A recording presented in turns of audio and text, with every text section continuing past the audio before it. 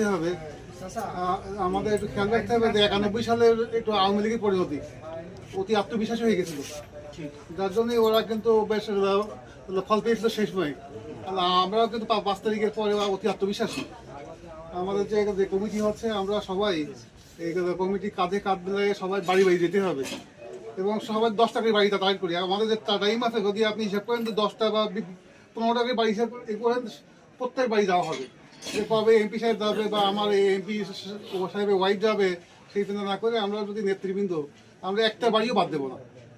যদি একবার যদি অনেক ভালো, আর না হলে 2বার গেলে আরো ভালো, 3বার গেলে আরো ভালো, কিন্তু প্রত্যেক বাড়ির জন্য যেতে হবে। আমাদের একটু তাগিদ করি।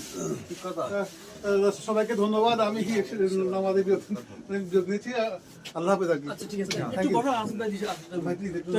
আমাদের সাবেক চেয়ারম্যান এবং এই কেন্দ্র কমিটির যিনি প্রধান দায়িত্ব থাকবেন আসাদ ভাইকে বিসমিল্লাহির রহমানির রহিম। উপস্থিত আজকের এই কর্মী সমাবেশের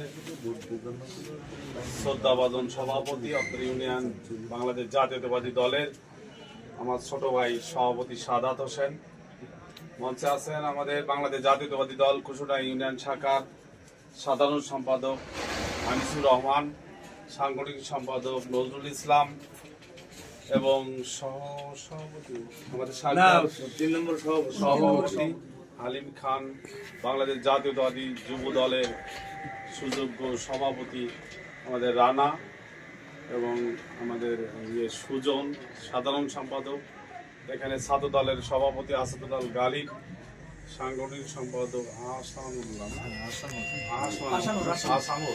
সহ বিভিন্ন 3টি ওয়ার্ডের সভাপতি সাধারণ সম্পাদক সহ উপস্থিত কর্মী ভাইরা, আসসালামু আলাইকুম ওয়া রাহমাতুল্লাহি ওয়া বারাকাতুহু।